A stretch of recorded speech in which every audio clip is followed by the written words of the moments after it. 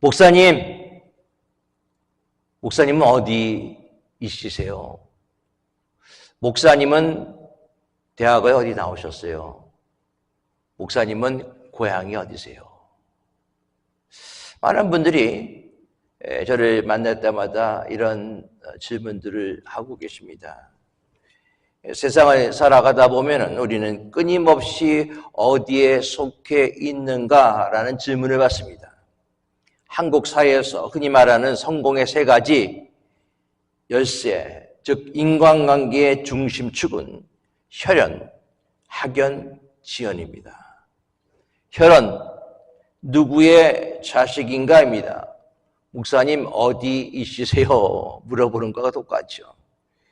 제 이름은 이승환입니다. 경주 이씨, 입제공파 40대 후손인, 원래 이름은 이환희인데 족보에 올라와 있는 이름은 희자 돌림에서 환희지만은 그러나 이것을 바꿔서 이승환이라는 그 이름으로 호적에 올라가 있습니다. 목사님 어느 학교 다니세요? 학번은 어떠세요? 어느 학교 나왔느냐 아니면은 학번이 어떤 것인가 물어보는데 대학을 나오지 않은 분들은 그 대답에 할 수 없습니다. 그 질문에 대답을 할 수 없죠. 목사님 고향은 어디세요? 한국은 지방색이 강하다 보니까는 고향이 어디인가라는 걸 참 많이 물어봅니다. 제 고향은 서울입니다. 이 세 가지의 끈은 때때로 든든한 배경이 되기도 하지만 동시에 수많은 사람들을 차별하고 소외시키고 나보다 나은 배경을 가진 사람 앞에서 우리를 초라하게 만드는 경우도 있습니다. 우리는 세상의 인맥을 찾느라고 분주합니다. 유력한 사람과 연결되면 인생이 잘 풀릴 것 같기 때문에 그렇습니다. 하지만 성경은 우리에게 인맥과는 비교할 수 없는 권세를 우리에게 주셨다는 사실을 믿으시기 바라겠습니다. 요한복음 1장 12절 13절 말씀에 영접하는 자 곧 그 이름을 믿는 자에게는 하나님의 자녀가 되는 권세를 주셨으니 이는 혈통으로나 육정으로나 사람의 뜻으로 나지 아니하고 오직 하나님께로 난 자들이니라. 하나님께로 난 자들이니라. 우리의 진짜 고향은 이 땅의 어느 지역, 지연이 아닙니다. 우리의 진짜 스펙은 졸업장, 즉 학연이 아닙니다. 우리의 정체성은 오직 하나님께로부터 났다는 사실이 있다는 것을 믿으시기 바라겠습니다. 세상의 끈은 끊어지기 쉬워요. 이익에 따라서 변하게 되어졌습니다. 그러나 하나님의 자녀라는 계약, 하나님의 자녀라는 권세, 그것은 예수 그리스도의 피로서 맺은 언약이기 때문에 절대로 끊어지지 않습니다. 사랑하는 여러분, 세상이 만든 기준에 스스로를 가두지 말기 바라겠습니다. 비교하지 마세요. 누구 집안이 더 좋은지, 누가 더 좋은 학교를 나왔는지 비교하는 것 하나님의 자녀로서 맞지 않습니다. 우리는 하늘나라의 상속자입니다. 세상의 배경이 부족하다 해도 기죽을 이유가 전혀 없어요. 왜? 우리는 하나님의 자녀이기 때문에 그래요. 서로서로를 품으시기 바라겠습니다. 교회 안에서 출신 지역이나 학교가 기준이 되어서는 안 됩니다.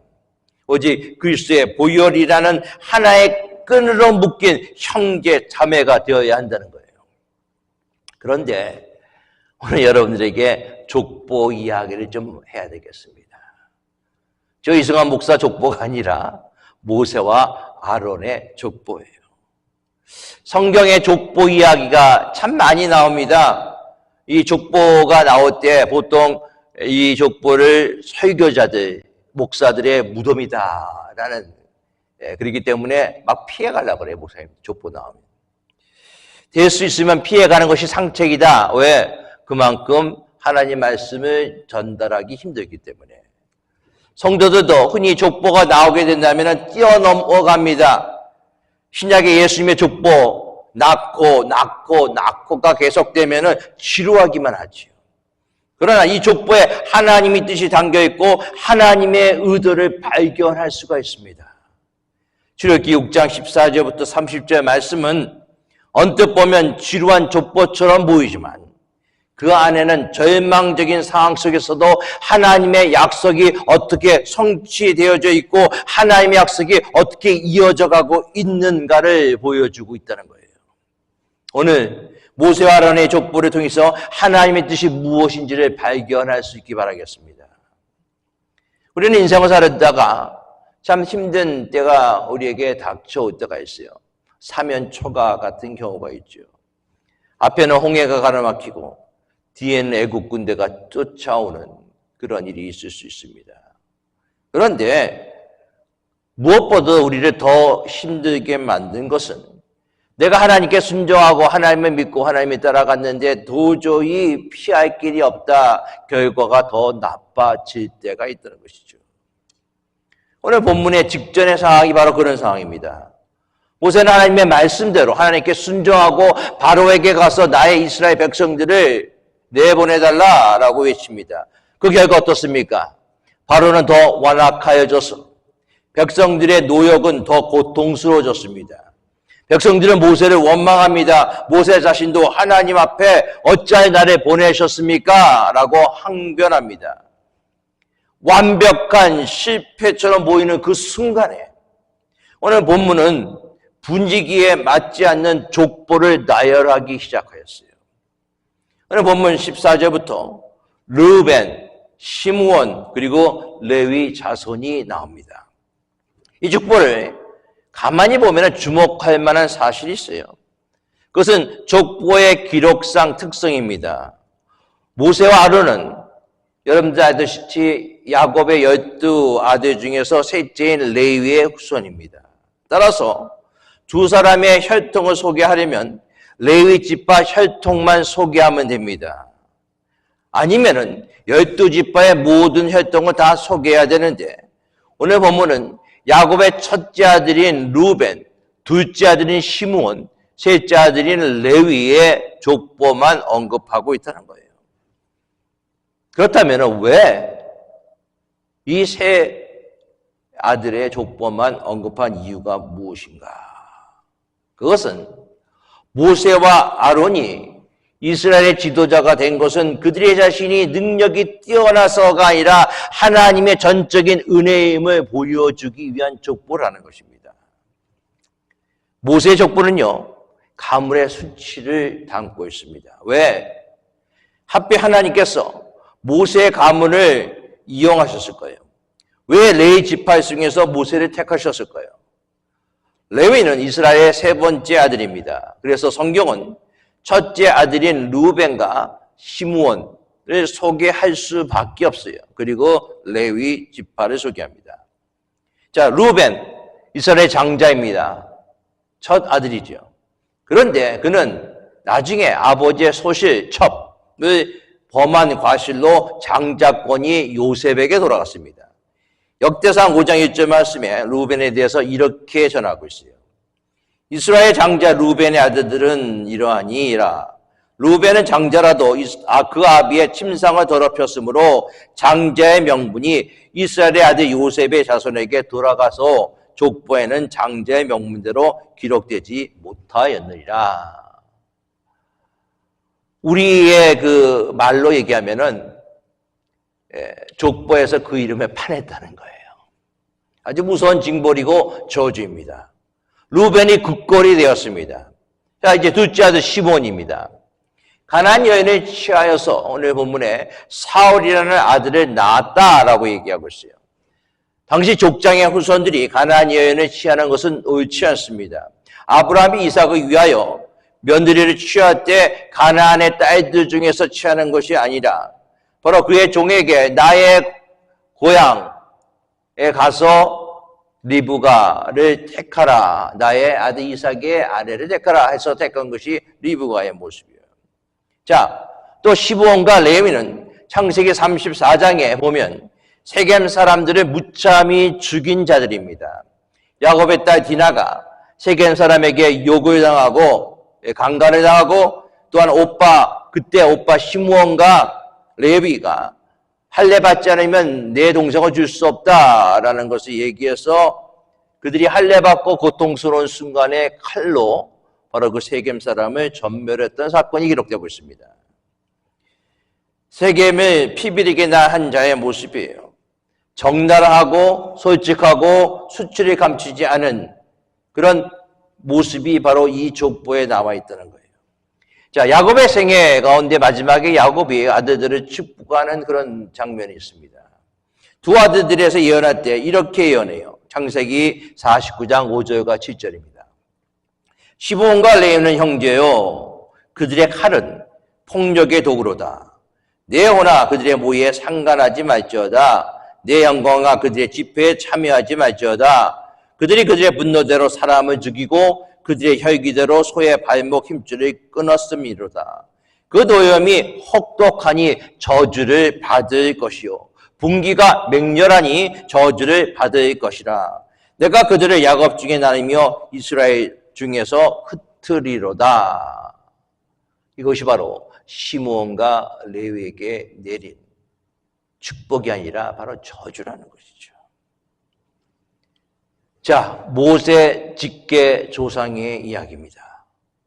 모세와 아론의 지파는 저주를 받은 지파예요. 모세의 족보는 그렇게 좋은 족보가 아닙니다.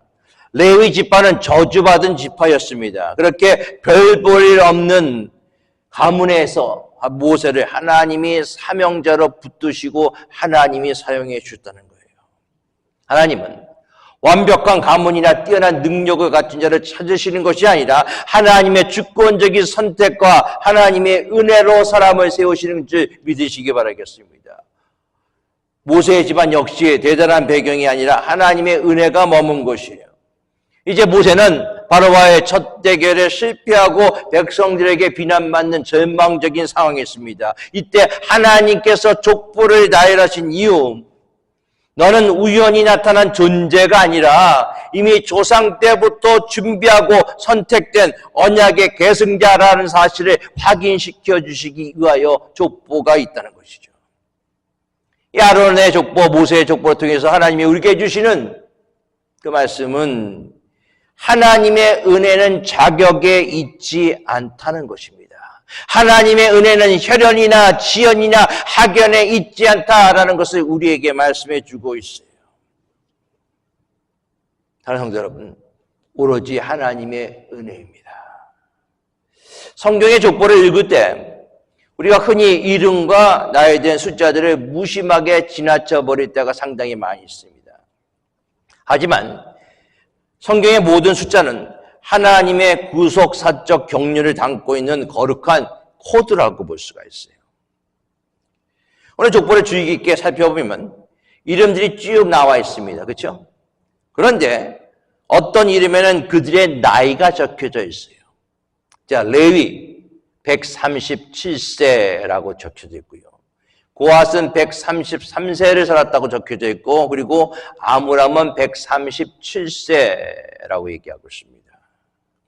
자, 이 나이를 합치면은 407년이에요. 하나님께서 아브라함에게 햇불 적을 주시고 내 자손이 이방에서 계기되어 그들을 섬기겠고 4대 만에 이 땅으로 돌아오리라 약속하셨습니다.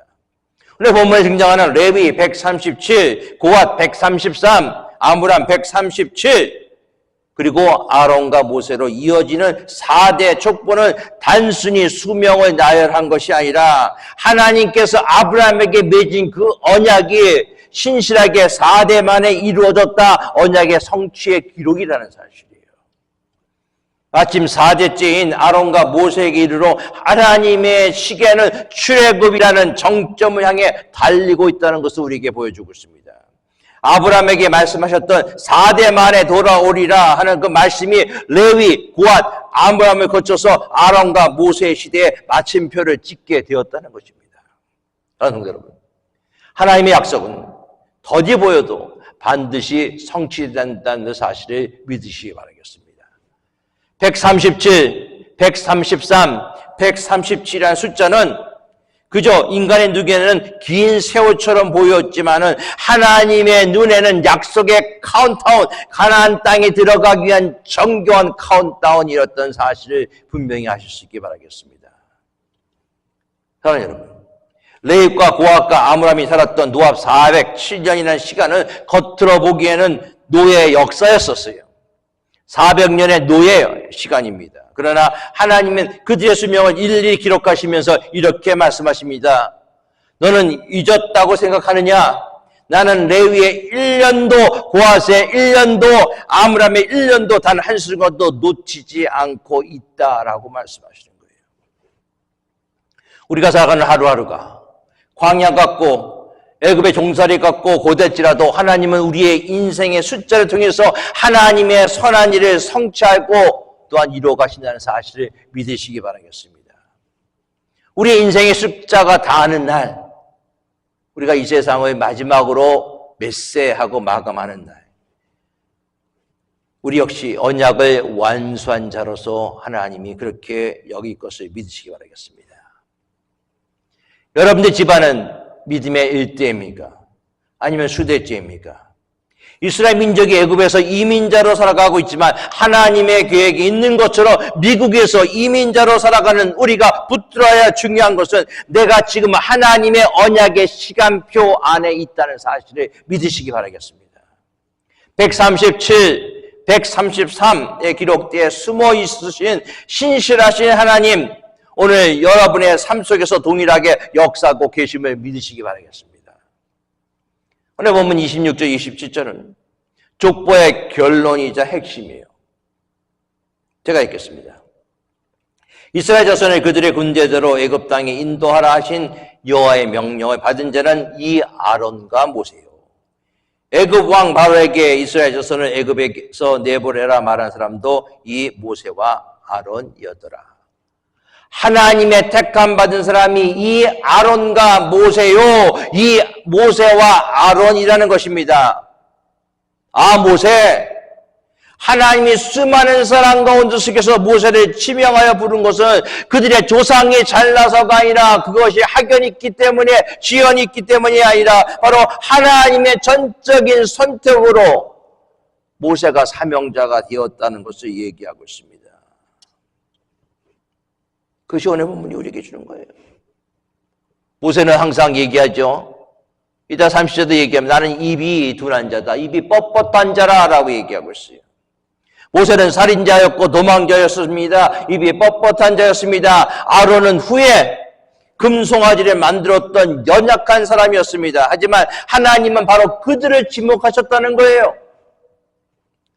80세 노인 모세와 그 형 아론, 세상에 보기에는 은퇴해야 될 아이였지만 하나님 관점에서는 이제야 비로소 사용할 준비가 된 그런 시기라는 사실을 분명히 여러분들 아실 수 있기 바라겠습니다.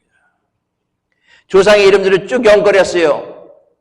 그러고 난 다음에 끝인 게 모세와 아론에서 끝이었습니다. 왜? 하나님이 이제 하나님의 놀라운 역사를 이 모세와 아론을 통해서 이루어 주시기 때문에 그렇습니다. 세계적인 건축가인 가우디가 설계한 사그라파 파밀리아 성당이라는 것이 있습니다. 수많은 조각과 벽돌이 있어요. 그 중에 아주 높은 곳에, 구석진 곳에 잘 보이지 않는 천사 조각상이 하나가 있었습니다. 한 기자가 물어봤어요. 저렇게 높은 곳에 있으면 아무도 보지 못할 텐데 왜 이렇게 정교하게 거기까지 천사를 만들었습니까? 조각가는 웃으면서 이렇게 대답했다고 합니다. 하나님이 보고 계십니다. 그리고 훗날 누군가 이 성당을 완고한 이들을 기억할 때 저 구석에 조각상 하나도 이 성당을 지은 중요한 부분이었노라고 말해 줄 것입니다. 모세와 아론은 처음부터 위대한 지도자가 아니었습니다. 그들은 광야라는 구석진 곳에서 40년 동안 잊혀진 조각상처럼 됐어요. 하지만 하나님은 그들을 잊지 않으셨습니다. 때가 되었을 때 하나님은 온 이스라엘 앞에 그들을 세우시고 내 백성을 구해낼 자는 바로 모세와 아론이다라고 선포를 하고 계시는 것입니다. 우리 헌신이 아무도 모르는 구석진 곳에 있는 것 같습니다. 하나님은 지금 여러분들의 이름 뒤에 적게 위대한 문장을 준비하고 계시다는 사실을 믿으시기 바라겠습니다. 우리의 삶도 하나의 족보예요. 훗날 하나님이 우리의 이름을 부르시며 무너진 가정을 세운 자는 바로 이 아무개였다. 이웃에게 복음을 전한 자는 바로 이 아무개였다. 하나님의 말씀대로 살아간 자는 바로 이 아무개였다. 라고 말씀하시는 인생이 되어야 할 줄 믿습니다. 오늘 출애굽기 6장 26절은 이스라엘 자손들이 하나님이 말씀하시길 그들의 군대대로라고 얘기하고 있어요. 자, 군대라고 말하고 있습니다. 여러분들, 이 시기는요, 이스라엘 민족들이 출애굽해서 여러분들 행진하던 시기가 아니었습니다. 아직까지도 애굽 땅에서 종살이 하던 그런 때였어요. 벽돌을 만드는 작업이 고되고 힘들 때 스스로 노예라고 생각할 때 하나님은 그들을 군대라고 부르시는 거예요. 신학적으로 여러분들 군대라는 단어는 단순히 싸우는 조직만을 의미하지 않습니다. 질서 회복의 의미가 있습니다. 군대는 오합지졸이 아닙니다. 하나님의 혼돈 속에 있었던 노예 집단을 하나님께서 하나님의 통치 안에 질서에 있는 체계로 만드신 거예요. 군대는요, 이스라엘이 강해서 군대가 아닙니다. 대장 대신 하나님이 그들과 함께 하시기에 그들이 군대입니다. 성경은 이들을 여호와의 군대라라고 얘기하고 있어요. 또한 이 전쟁은 인간에게 속한 것이 아닙니다. 인간의 혈과 육에 속한 것이 아니라 하나님의 주권에 속해 있다는 것을 분명히 이야기하고 있습니다. 군대는요, 목적 없이 만들지 않습니다. 분명히 이스라엘 가나안 정복이라는 사명, 그 열방 앞에서 제사장 나라가 되어야 된다는 거룩한 목적으로 소집이 되었다는 거예요. 우리는 이 미국 땅에서, 낯선 땅에서 이민자로 살아가고 있습니다. 우리에게 그들의 군대대로라는 말씀은 강한 울림을 줍니다. 이민생활의 고단함은 우리를 경제적 노예, 신부적 약자의 프레임으로 가두려고 합니다. 생존을 위해서 발버둥치는 하루하루가 너무나도 힘들고 마치 애굽에서 벽돌을 만들고 벽돌을 쌓는 이스라엘 노동자와 같은 그런 모습이 바로 우리의 모습으로 여겨질 때가 있어요. 그러나 하나님은 우리 이민자를 이방인이여 소수자로만 보지 않습니다. 이 땅을 변화시킬 하나님의 군대로 우리를 부르셨음을 믿으시기 바라겠습니다. 여러분, 노예의 정체성을 거부하십시오. 이 땅의 정복자로 서기 위해서 시선을 교정하기 바라겠습니다. 나의 처지를 바라보지 말고 나를 군대로 부르신 하나님의 뜻과 하나님의 목적을 분명히 알 수 있기 바라겠습니다.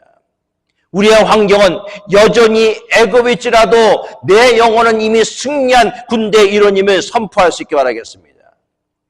이민생활에 힘들고 어려운 이 광야 같은 생활은 우리를 정의 강물로 만드시는 하나님의 특별한 섭리가 있다는 사실을 분명히 알 수 있기 바라겠습니다. 원망 대신 순종으로 그리고 사명의 자리로 나아갈 수 있기 바라겠습니다. 하나님이 우리를 미국에 보내신 이유가 무엇인가?